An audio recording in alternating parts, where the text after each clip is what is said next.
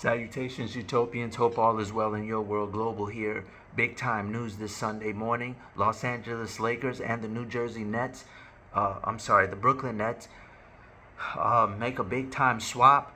As you all know, DeAngelo Russell by now, I'm sure everyone knows DeAngelo Russell for Dorian Finney-Smith. There will be some draft picks involved, 3 seconds. Everyone should know by now. If not, how much I feel about today's second round pick. Seconds are the new first in terms of value, non-guarantees with, plenty of room and low expectation for greatness. Low risk, high reward. Brooklyn is stockpiling them. Remember, they just took 3 from the Warriors. Now they got 3 from the Lakers. D'Lo returns to his own stomping grounds where he was the best version of himself in his entire career. Back when they had Dinwiddie and all those boys. I was just talking about it last night when I was talking about the Kings. But it was one of the all-time great teams, and he's one of the fun players to watch of all time. I love what I see from this trade for Brooklyn from that perspective. You know, you got nothing to lose. Plus, Ben Simmons has ties with D'Lo, who, again, I tell everyone, more than this year's draft pick, seeing what you got in Ben Simmons is one of the most important things you can do. Remember, there was a time where this guy drew comparisons to LeBron James, for goodness sakes, and then psychologically, kind of psyched himself out of playing ball. So, it's really fascinating to watch how they're doing everything they can to comfort him, surround him, and accommodate him.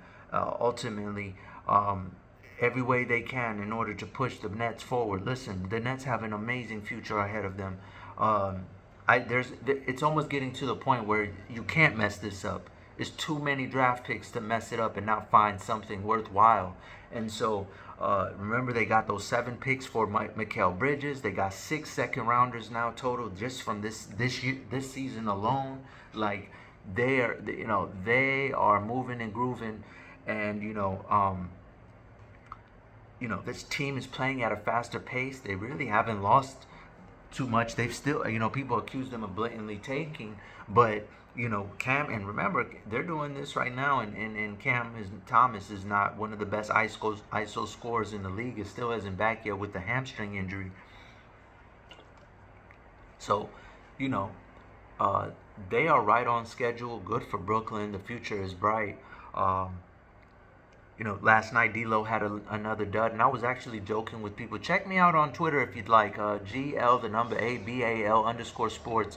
I was joking with a big time DeAngelo Russell supporter, Muse account. If he doesn't have a legacy game tonight, Spencer Dinwiddie clears, because we all joke about the Brooklyn days.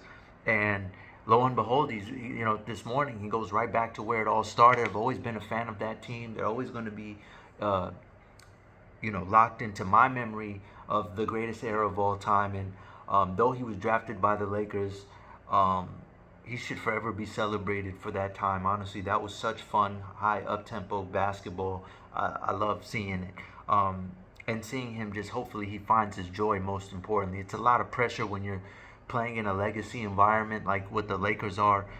So it can, and if anybody was equipped for it, it was D'Lo. But it was just time, It's like after a while you see certain jokes, certain talk. The spirit around the team needed to change. I remember thinking to myself over Christmas that though everyone was enjoying that battle, I just looked at the Lakers and said, man, they're just not like Roy Finney-Smith, and Roy Hachimura, Reeves, and D'Lo. They all have this athletic ceiling that's very similar. The same athletic profile. Yeah, Roy can jump real high, but what's athleticism without without it sounding so bad, IQ. Sometimes it's just like when he's not scoring, what is he? You know what I mean? He's a very surface level, simple player who can do extraordinary things sometimes from a scoring perspective, but it has to be very simple for him. It's not a vast, in-depth game knowledge, unfortunately, like how he let Curry hit that 3 on the Christmas day. But this right here gets you not necessarily more athletic, but just the physicality creates an identity, and I guess this is the segue into the Los Angeles Lakers side of this trade. First of all, they kept all their first in place, but their first round picks in place. Uh, with that being said, but also having a guy like Finney Smith, like if you can't find a stretch five, the next best thing is finding the guy who is a multi-position defender. No one's going to bully him off his block. He looks like he's about 240, 250. Great corner shooter. Plays with a mean streak. Very nasty out there. Physical. And that's what you're looking for if you can't find a stretch five. And everything appears to be intact for the Lakers. So, I mean, honestly, this also keeps the options open if they have to make another deal with Vandal, which is what they said in the press conference, to their credit. They did say that this is, they're keeping their options open, always maintaining flexibility. Roy and Vandal play similar positions. They could easily get moved. They're on very friendly contracts. Roy packs a lot of scoring. I don't want to say too much on Roy because I'm not trying to critique his value. But he is capable of getting you a dub. But there is a reason why he got moved from Washington, because he doesn't move the needle as a winner on his own. But he can definitely be a complementary piece in the right environment, wherever that may be. At the moment, he's a Laker, and I'm going to leave it at that. But, Austin Reeves coming off of a career-high 16 assists yesterday. He was truly wheeling and dealing. And he was going against one of the best point guards in the league, hitting crunch time buckets. They afforded him with more responsibility. He responded. Yes, right now the Sacramento Kings are some wounded warriors at the moment, but they still are a qualified foe to be taken serious. Every team is, for that matter, in the NBA. So you have to respect the fact that the competition level that he was going against. They got some great defenders. Keon Ellis is on that team, so they got players. It's just he dropped 16 assists, career high, and then D'Lo's moved the next day. That's tremendous for the Los Angeles Lakers. Pelinka's making moves slowly but subtle. It takes a lot to be in that seat. Too much is given, much is expected. He's in Tinseltown, and this is definitely a power punch. I swear to you, there's no need for me to pretend. Last night when I was reading Finney Smith finalizing deal with the Grizzlies, I felt like, man, that's not where he needs. He needs to go to a team like the Knicks or the Lakers. And lo and behold, there he is on the Lakers. I love it. This is what it's about. The Lakers are right back in the thick of things. I'm not into projections right now before people even play. I'll just say they're as good as anybody. I mean, the King is getting closer to being able to just not have to deal with the grunt work, the dirty work, getting your Dennis Rodman type of guy in there. Wouldn't call him Draymond. I don't know him for a point forward guy. Let me just tell you, the Mavericks have been doing the best they can to replace him ever since they traded him away. Whether it been Derrick Jones Jr., now it's Najee Marshall. This is definitely a guy who qualifies as a staple cornerstone piece. Listen, role players can be franchise pieces as well. It's not all about just finding the best player in the league and qualifying that as the centerpiece. No, your best player can be everything. Anybody who knows their role, as long as I know what I'm getting from you. I remember Jeff Van Gundy used to say this all. Why you play Kurt Thomas? Why don't you take your chance with these other guys, Tyler Harrington, these other guys? Because I know what I'm going to get from Kurt Thomas. He's a guaranteed 10 and 9, 10 and 10, 12 and 10 type of guy. He's going to be where he's supposed to be. He's going to fulfill his rotational obligations, etc. And so when you know that, it automatically makes it easier for a coach to game plan around possibilities. Everyone knows ball on surface level. It's those situational moments that who can think fastest on the fly that determines the great from the obsolete. And that's why you got a guy like Finney Smith now in LA. Hopefully he doesn't forget how to shoot threes, but this is a guy who's a multi-position physical dude, can hit that corner three. You don't necessarily need him to create, but you need him to keep the dirt off of Anthony Davis, the way Charles Oakley and Anthony Mason used to do for Patrick Ewing. It was always the rule: keep some goonies off your prize franchise players, and that's what the Lakers just did. They got one. Vandal returns. Who knows what can go with that? But they needed that guy, because you see what Taurean Prince is doing.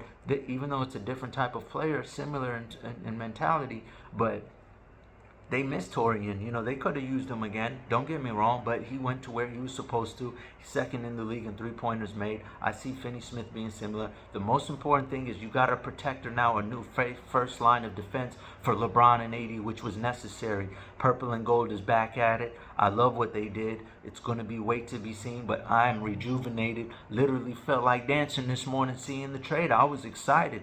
First thing, just feud off, and a great tweet too this morning. So the vibes are great in LA. We're back in contention. I'm not a Lakers fan, but I definitely don't feel like the NBA is in a good place when the big market teams are not delivering, and that's great for the overall ecosystem of the league. We all win. Okay, don't want to see LeBron's year going to waste. I feel like this just extended his year to another year next season if this does what it's supposed to be done. I mean, they can go with anybody with Finney Smith. I love this move. They can go with anybody, because guess what? Now you're allowing Anthony Davis to do what he does best, which is he's more powerful in terms of metrics as a help side defender than he ever can be on the ball. You want him roaming. You want him playing like a free safety, so to speak. Hate the cross-sport references, but that's what I'm trying to say. You just want him free and clear, no obligations attached, to be able to just go out there and just be overseeing everything. And LeBron, the same thing. When you know those guys are help side and you don't know where they're at, and they're just going to come over the top and block your shot, that's a way different psychology from an offensive perspective as a scorer. When you don't know, you're constantly left, right, making sure that you're not getting a chase down block performed on you and ending up on SportsCenter. You don't want to see blocked by James hashtags on Twitter because you got two guys flying around. That's what Finney Smith does.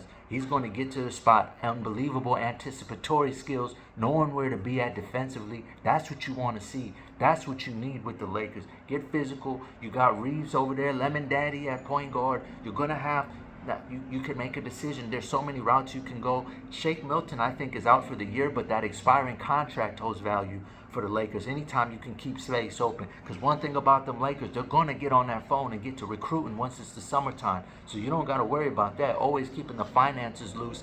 You can never get mad at that when you're a team like the Lakers who can actually capitalize on free agency.